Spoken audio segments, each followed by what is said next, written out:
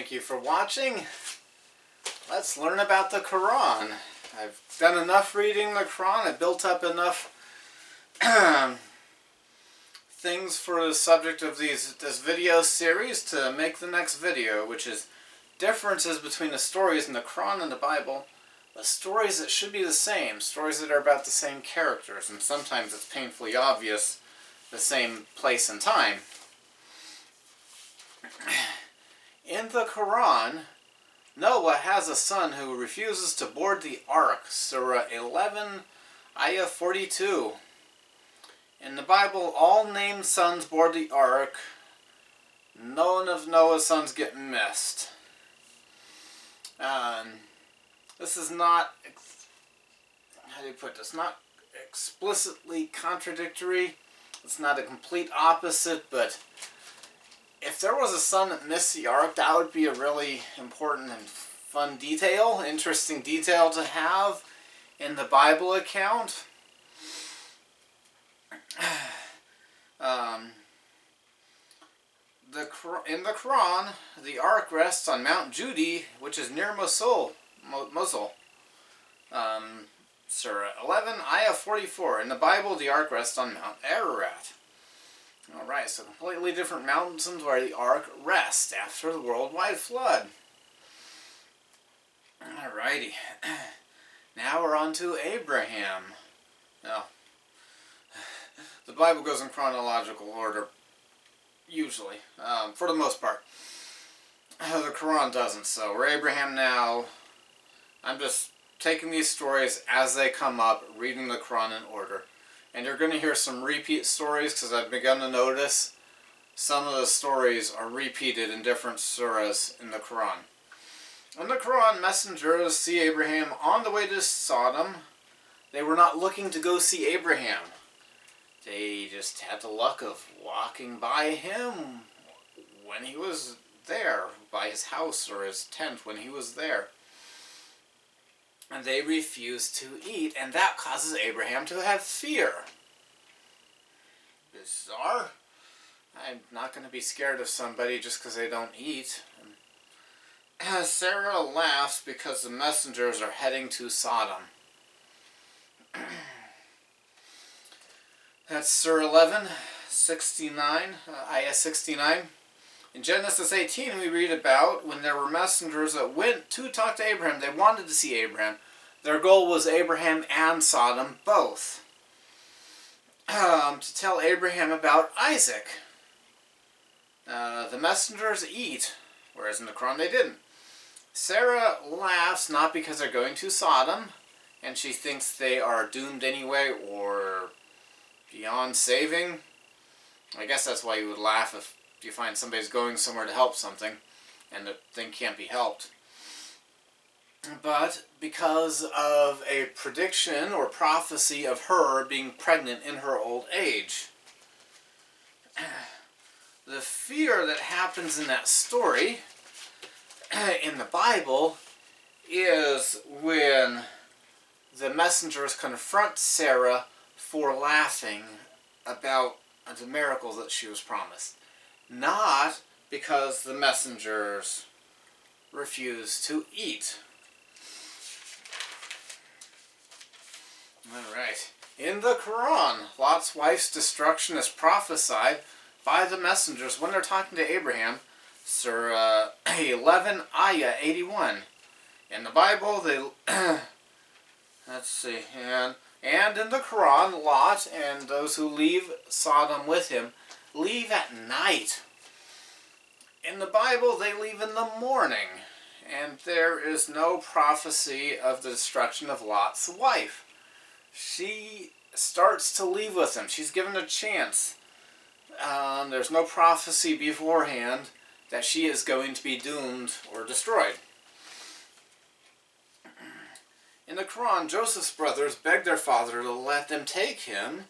They hatched the idea to sell him before they even take him out. Alright, that is Surah 12, Ayah 4 through 18. Surah 12 is named to Joseph.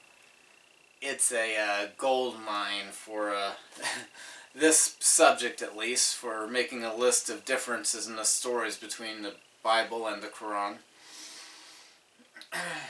In the Bible, Joseph is sent to check up on his brothers. They leave without him. They aren't asking for him. He's sent to them. And they immediately make their plan to kill him while they're out in the field. And Reuben convinces them to sell him instead of killing him. Okay, now in the Quran, Joseph desires Potiphar's wife and sees some evidence from the Lord, and that's why he doesn't have sex with her. And Potiphar is named Al-Aziz. Okay, but because of the similarity of these two stories, I'm calling Potiphar Al-Aziz. It's a guy whose wife wants Joseph, and he doesn't have sex with him, and that gets Joseph in prison. It's the same story. It's the same guy. And Potiphar is right outside of the door when his wife tries to seduce Joseph. And there is proof of Joseph's innocence, specifically how his shirt was torn. It said if it's torn in the front, one of the people there said, look how his shirt is torn. If it's torn in the front, then he's lying about not trying to have sex with her because, if he's trying to have sex with a woman, she'll be in front of him, he'll be coming for her, and the tears in the shirts would happen in the front if the fabric's weak enough for her to tear it. And if he's trying to get away, because he's not giving into the seduction, he'll be running away, she'll be behind him pulling on the back of the shirt. Okay, in the Bible, Joseph, the reason he doesn't have sex with Potiphar's wife is because he understands the law of chastity. He understands and cares about obeying what God says about sex. Not because there was some miraculous sign or wonder or evidence when she started to try to seduce him and he was wanting it until he saw something. From the moment she tried to seduce him, he was not giving in. And Potiphar is not around when it happens. Big difference. Was the guy outside the door or not there?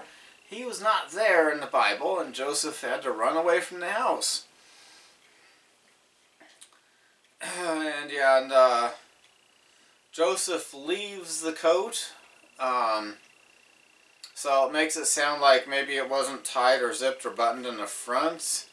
And so he was able to just slough it off and have still some clothes on, hopefully, so he wasn't completely naked running away. But there isn't proof of his innocence in the way the coat is torn. In the Quran, they store grain in the head of the grain. This is Surah 12, Ayah 47. And Joseph's attempted seducer proclaims his innocence. That would be a really fun fact if it really happened to see, an important part of the story. But in the Bible, the grain is stored, the method is unspecified. Why does it have to be in the head? Grains usually are stored very well if you get them out of the head and just get the grain by itself. And Joseph's accuser never proclaims his innocence in the Bible. In the Quran, Joseph identifies himself to Benjamin, his brother from the same mother. This is Surah 12, Ayah 69. Identifies himself to him right away when they first meet. In the Bible, Joseph doesn't tell anybody at first, reunion, who he is. He doesn't tell them who he is. He treats Benjamin a lot differently to see if his older brothers have gotten over their jealousy. Specifically, Benjamin gets 5 times more food than his brothers. And in the Quran, a magic shirt restored Jacob's eyesight. Ayah 12, Surah 12, Ayah 93. In the Bible, Jacob never regains his sight, and Joseph's mother is dead. Oh, and in the Quran, Joseph's mother is still alive. One reason that losing Joseph was such a painful thing to his father is because Joseph's mother was the wife that he really wanted.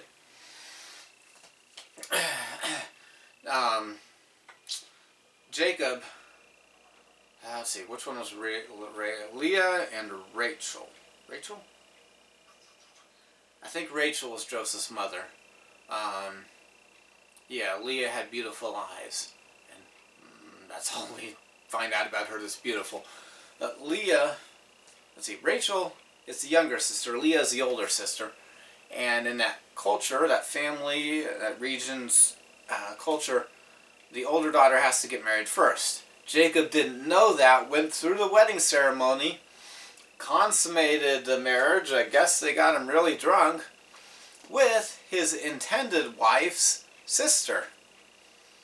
And then when he, was done with the partying and celebrating and went to, got out of his marriage honeymoon tent or honeymoon bed, he realized, that's her sister. And then he worked 7 more years, but before the 7 years was up, he got to marry the wife that he really wanted to marry. The wife he didn't want to marry gave him a lot more kids. She was very fertile. The wife that he did want to marry only gave him 2 kids, Joseph and Benjamin, and died in childbirth to Benjamin, and named him a name that wasn't very nice. So Jacob didn't keep that name and gave him another name, gave him the name Benjamin.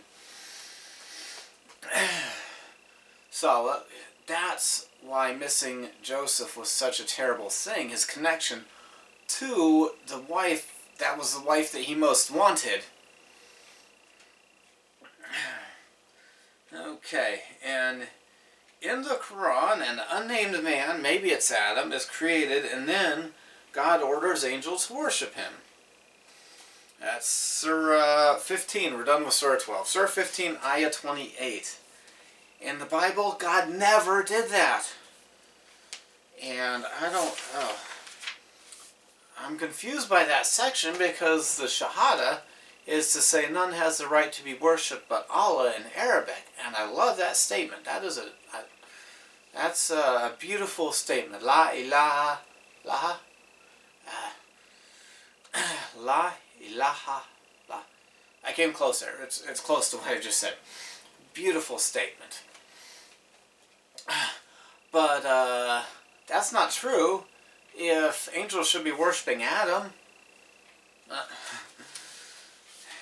In the Quran, Surah 15, Ayah 53, Abraham is promised a boy full of knowledge.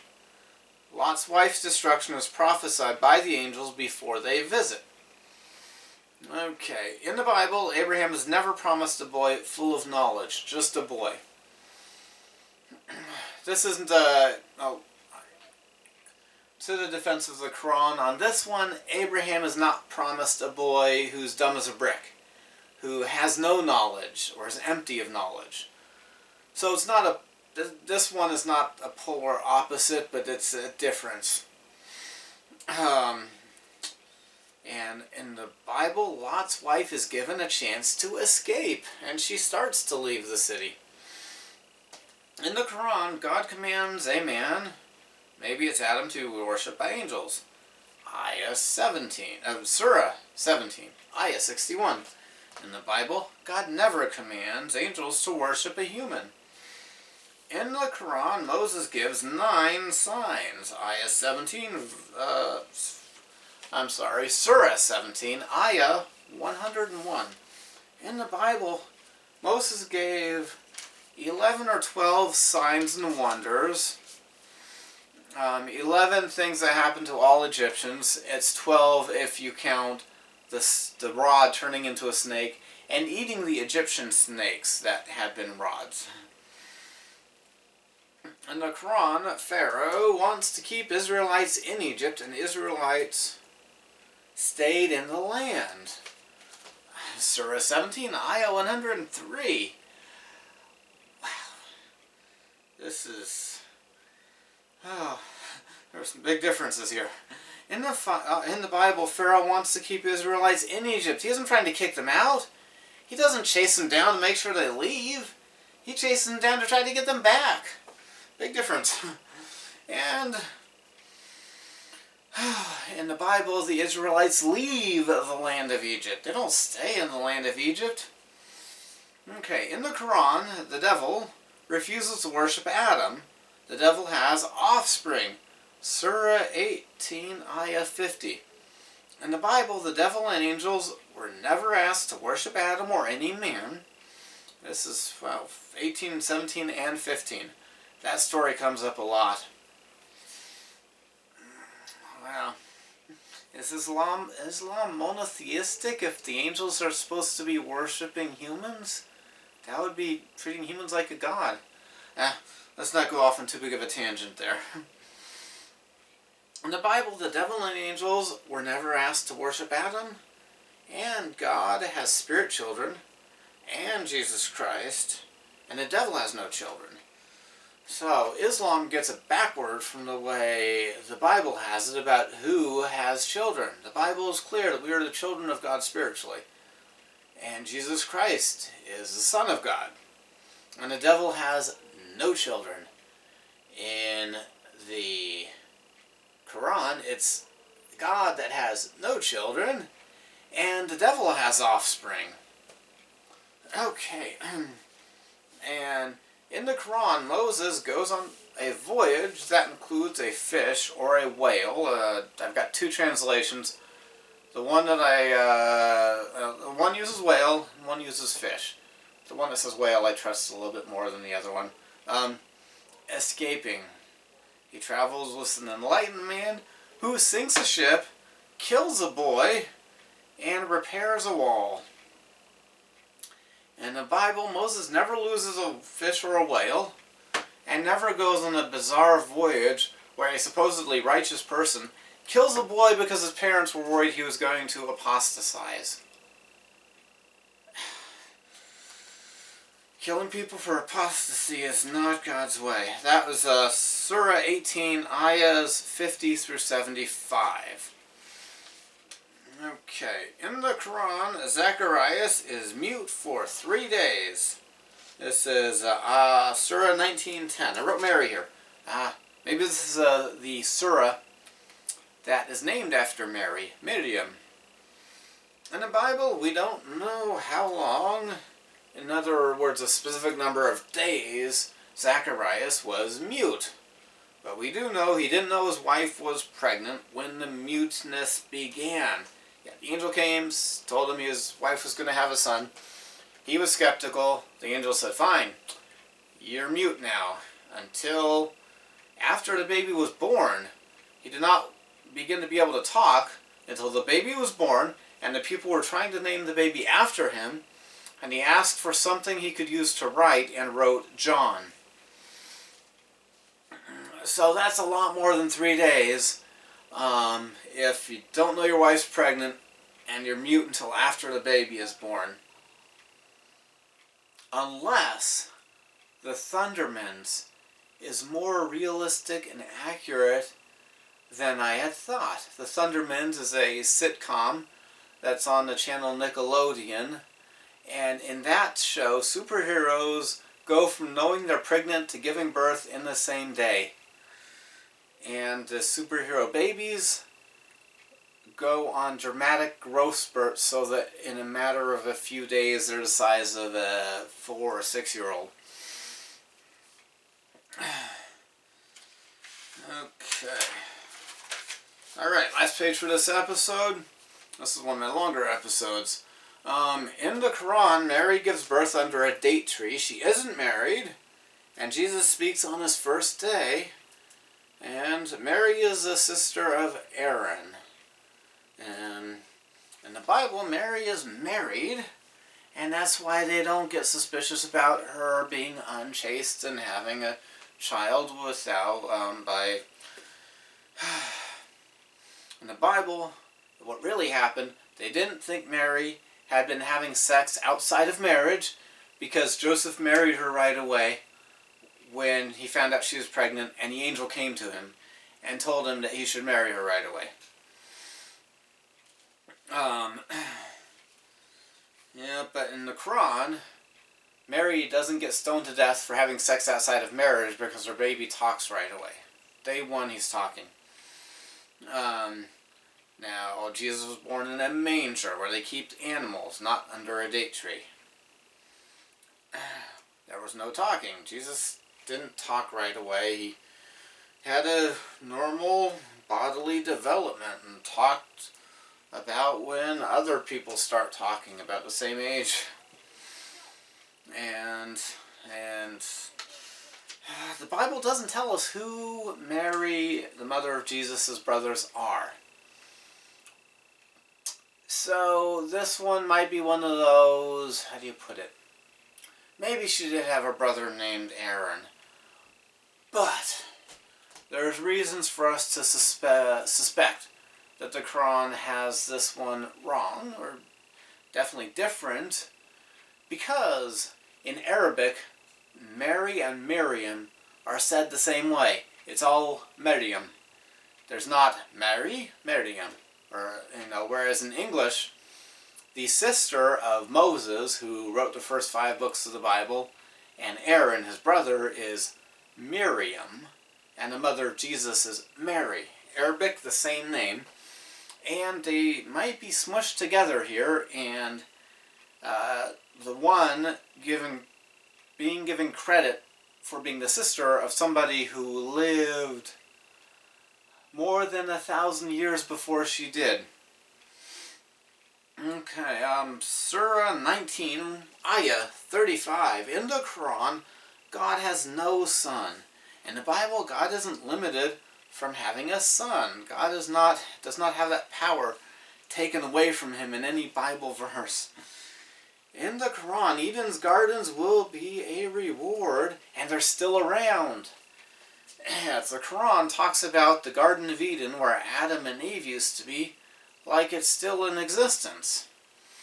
Whereas in the Bible, it's clear that the Garden of Eden was on this earth, and if not before then, destroyed in the worldwide flood of Noah.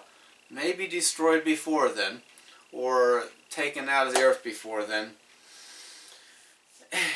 And in the Bible, we're promised something a lot better than the Garden of Eden as a reward. Alright, thank you for watching. That's it for this episode. I deserve a medal for reading through that book. Oh. But I'm doing it for you, to help you to understand what the Quran really says about things. Thank you. You have a good day.